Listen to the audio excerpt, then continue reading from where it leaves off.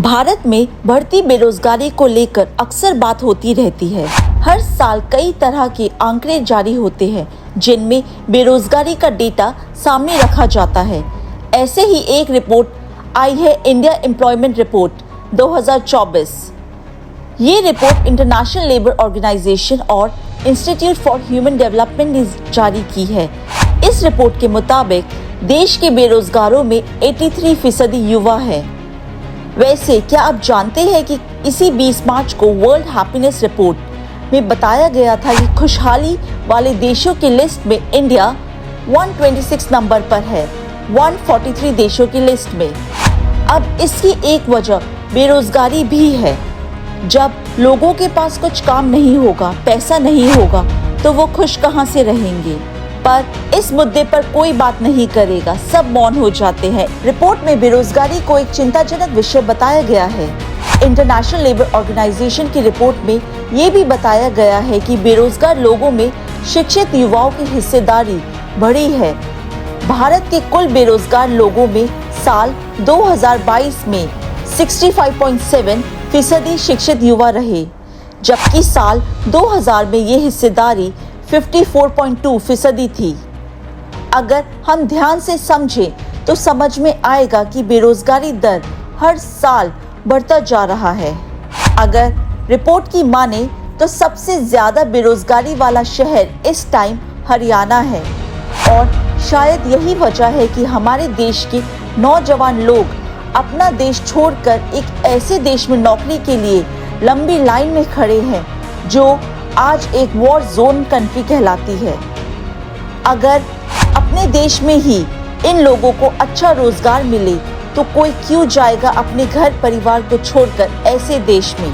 आगे रिपोर्ट में बताया गया है कि देश में माध्यमिक शिक्षा के बाद स्कूल छोड़ने की दर अभी भी काफी ज्यादा है, खासकर गरीब राज्यों में रहने वाले लोगों में। वहीं उच्च शिक्षा में बढ़ते एनरोलमेंट के बावजूद गुणवत्ता संबंधी चिंताएं बनी हुई हैं।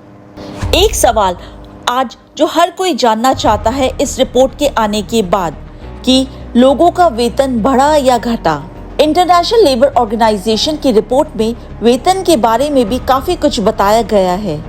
रिपोर्ट के अनुसार देश में लोगों का वेतन ज्यादातर एक ही जैसा रहा है और कई जगह ये घटा है।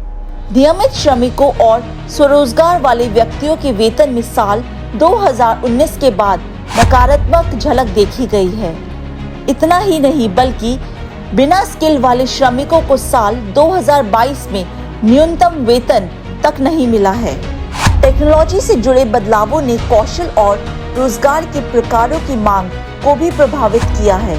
रिपोर्ट के अनुसार हाई और मीडियम स्किल वाली नौकरियां और गिग अर्थव्यवस्था में युवाओं का बेहद प्रतिनिधित्व है।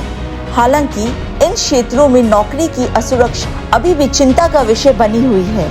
आजकल कई टेक्नोलॉजी जैसे ChatGPT को लोगों की नौकरी जाने का बहुत बड़ा कारण माना जा रहा है।